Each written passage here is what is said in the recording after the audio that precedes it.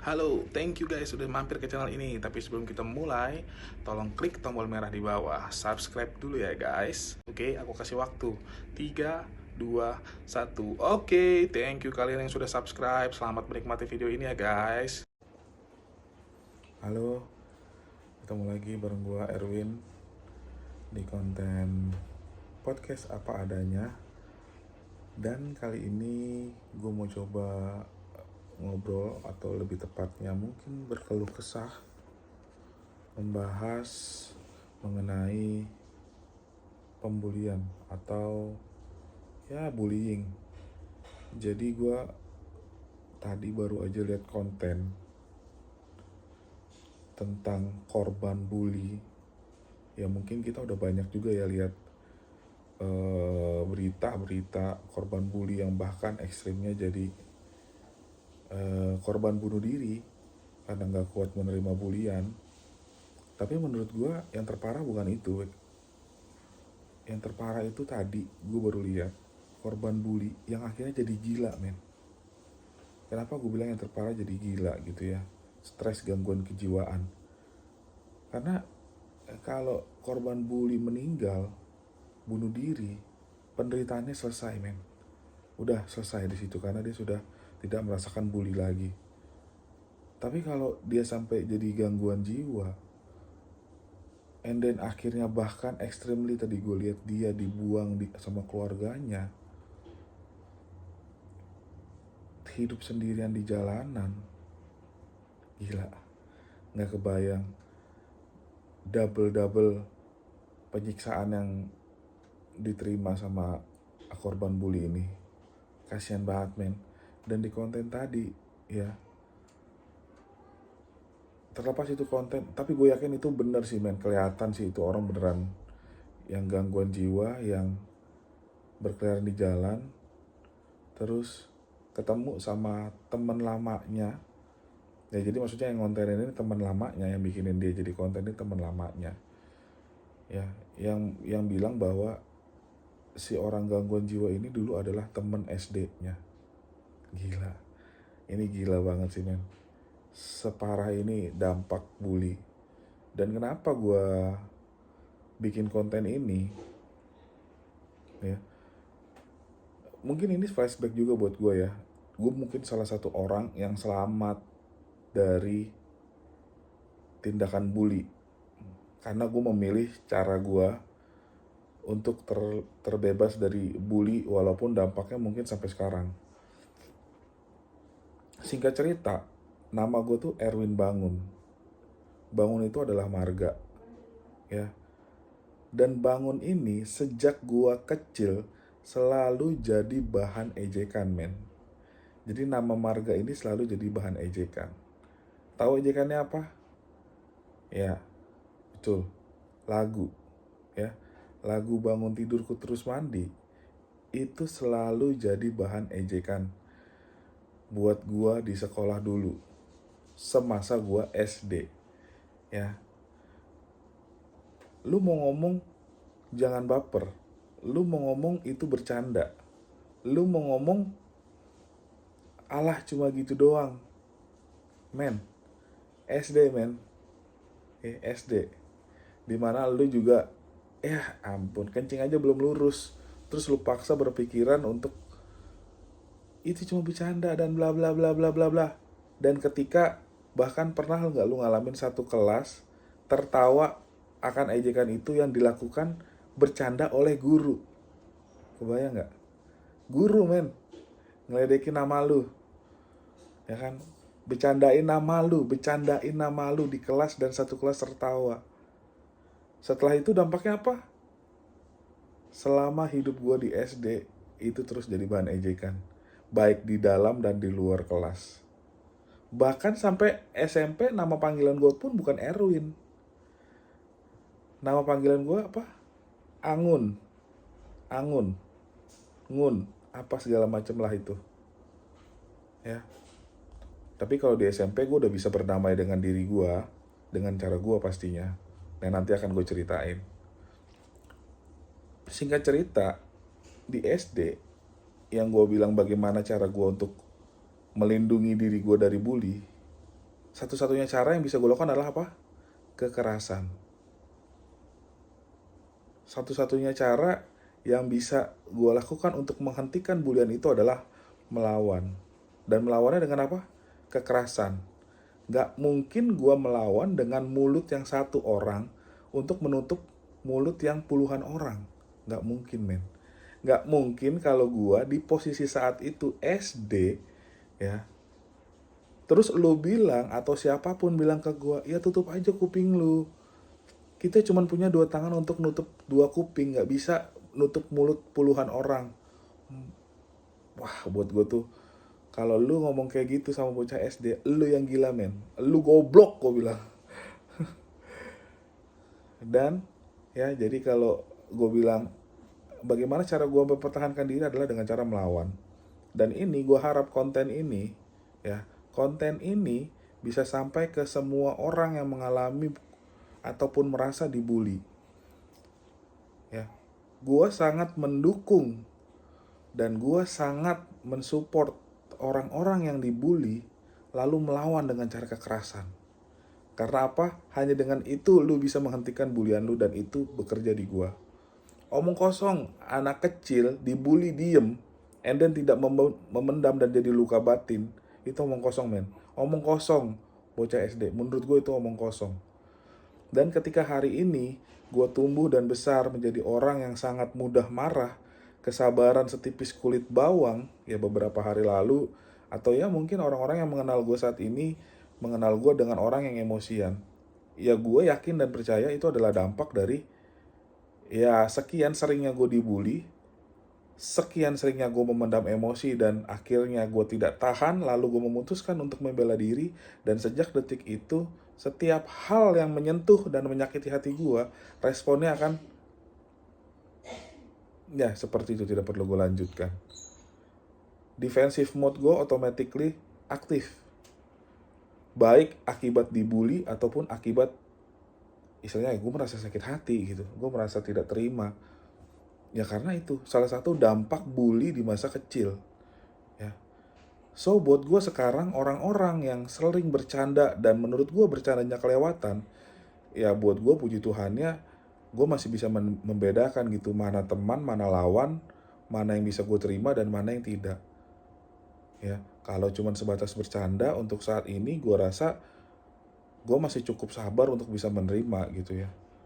Tapi untuk hal-hal lain yang menyentuh pride dan bahkan mungkin sekedar ego gue, mungkin akan ya dampaknya akan jadi emosional. Dan bahkan untuk sekedar bercanda pun menurut gue, untuk yang secara terus menerus, ya, itu pun akan berdampak menjadi emosional juga di gue. Buat kalian yang selalu sering bercanda dan terlalu sering bercanda kelewatan, ingat ya, pandangan kelewatan dan tidak kelewatan itu bukan batasan dari kalian yang ngebully, tapi untuk si penerima bulian tersebut, atau untuk menerima bercandaan tersebut. Ngerti nggak? Kalau kalian berpendidikan, kalian harusnya ngerti. Ya, yang merasakan cukup atau tidak, yang merasakan kelewatan atau tidak, itu bukan yang membuli, bukan yang ngebecandain, tapi yang dibully dan yang dibecandain. Ya, jadi gue rasa gue sering ya dibecandain gitu ya, atau melihat orang dibecandain yang menurut gue kategorinya udah bukan bercanda. And then one day, atau mungkin sering ya, bukan cuma one day, gue dibecandain, and then gue sudah terlalu muak dengan bercandaan itu, and then akhirnya defensive mode gue keluar. Tapi ketika defensive mode itu keluar, yang salah apa? Tetap gue, karena dianggap baper. What the fuck? Yang dianggap baper, yang salah gue, men. Lu masih bagus nggak gue pukul, tau nggak? Gue yang dulu SD, kalau lu perlakukan gue seperti itu, gue jamin minimal bagian tubuh lu ada yang patah. Se-ekstrim itu gue SD. Ya. Jadi buat gue, konten ini gue buat buat mereka yang dibully ya. Bukan menyarankan kekerasan adalah satu-satunya jalan, tapi orang yang sok lembut dan sok lemah lembut ya, yang tidak pernah merasakan dibully, jangan pernah ngomong untuk bilang jangan baper ketika lu ngebecandain orang atau lu ngebully orang. Jangan pernah ngomong lu mah baperan apa segala macam ya, karena lu belum pernah berada di posisi bagaimana rasanya dibully secara terus menerus ya. Dan lu, kalaupun memang ada orang yang sesabar itu ketika dibully, diem aja, dan lu menjadikan itu contoh sebagai contoh dewasa dan contoh yang harusnya dilakukan ketika dibully, menurut gua, lu pendidikan lu kurang, men. Pikiran lu cetek. Menurut gua ya, terserah lu mau beranggapan apa. Karena apa? Walaupun rambut sama-sama hitam, tapi isi kepala beda. Walaupun sama-sama umur sudah tinggi, sudah dewasa, tapi pengalaman hidup berbeda. Pengalaman hidup yang menjadikan orang, sikap orang, karakter orang terbentuk. Jadi kalau lu menyamakan posisi bercandaan lu pada A dan B, dan respon A dan B berbeda, itu bukan karena soal dewasa. Menurut gua itu karena si B belum pernah merasakan apa yang si sabar nih belum pernah merasakan apa yang dirasakan sama si A yang mungkin mendapatkan bulian dari sejak kecil dan dia sudah memutuskan untuk merespon seperti apa. Jadi buat gue sekali lagi, pertama untuk korban bully, jangan pernah diem, men. Sabar bukan pilihan. Karena sesabar-sabarnya lu, luka di hati lu akan semakin dalam. Lu harus lawan. Entah bagaimanapun caranya, ya kalau memang lu bisa bersabar, silakan bersabar. Itu adalah jalan terbaik untuk mendapatkan respon yang baik juga. Tapi percayalah kesabaran lu itu akan membuat lu akan dibully terus menerus. Tapi yang gue alami ketika gue melepaskan kayak emosi gue, atau bahkan sekedar menghardik dengan keras untuk mengingatkan stop ya, itu udah cukup. Itu bisa menghentikan bully. Itu yang gue alami dan itu yang gue putuskan untuk gue lakukan. Dan orang-orang lain yang hanya sekedar tertawa ketika bully itu terjadi, ketika bercanda yang kelewatan ini terjadi, buat gua, lu gak lebih dari sekedar sampah, men. Lu membiarkan hal buruk terjadi di sekitar lu, bahkan lu ikut tertawa. Lu itu ikut ngebully, men, dengan lu ikut ketawa. Ya. Dan gua gak mau jadi bagian itu. Ketika gua udah ada di level yang gua rasa, walaupun orang ngebully bukan gua, ngebully orang lain, gua akan speak up. Dan itu yang gue harap orang-orang yang memang punya hati, orang-orang yang memang punya otak, ketika melihat sebuah bercandaan yang kelewatan, ada saatnya untuk mengingatkan si tolol yang selalu bercanda kelewatan ini untuk stop. Dan itu sering gue lakukan. Untuk apa? Untuk menghentikan bercandaan yang tolol menurut gue. Walaupun konsekuensinya gue harus dibilang emosian, walaupun konsekuensinya gue harus dibilang barbar, tapi paling gak gue tahu bahwa gue melawan orang tolol yang gak tahu batas, bercanda normal, bercanda yang tidak menyakiti seperti apa. So, sudah banyak bukti real akibat bully, akibat yang hanya dikira bercanda, ternyata menyakiti hati dan akhirnya bahkan ada yang bunuh diri. Dan buat gue bunuh diri itu bukan yang terakhir. Yang paling parah itu adalah gila tadi konten. Makanya gue buat video ini. Dan buat lu yang merasa lu dewasa dengan cara lu bercanda, yang merasa lu lebih dewasa dari orang yang marah ketika dibully, coba pikir ulang deh. Sedewasa itukah lu? Sepinter itukah lu? Atau bahkan lu sebenarnya idiot yang layak dipukul? Sorry ya, mungkin gak boleh bilang idiot. Tapi menurut gue, bahkan orang, ya mohon maaf, orang yang berkekurangan mental seperti itu pun, yang IQ-nya kurang, jauh lebih baik daripada lu yang ngebully serampangan, yang bercanda serampangan. So gue benar-benar sakit hati tadi ngelihat ketika konten ada orang yang sakit jiwa, gangguan kejiwaan, ya, dan dengar story-nya akibat dia dibully. Dan yang lebih menyakitkan lagi dan lebih menyedihkan lagi, dia sekarang hidup di jalanan, men. Hidup di jalanan. Gangguan jiwa. Atau ada yang mau bikin pembenaran, bilang ya mungkin bukan karena dibully, dia memang ada faktor lain dan segala macam. Men, gue kasih tahu sekali lagi ya, dampak dari bully yang gue rasain sampai dengan detik ini adalah emosional. Ketika gue ke-trigger, merasa hati gue dilukai, merasa diri gue disakiti, emosi itu muncul dan itu tidak terkontrol. Dan itu adalah dampak jangka panjang yang menurut gue masih baik karena gue nggak gila. Ya, jadi buat gue, lu yang terlalu sering bercanda kelebihan, yang terlalu sering ngebully orang, stop lah.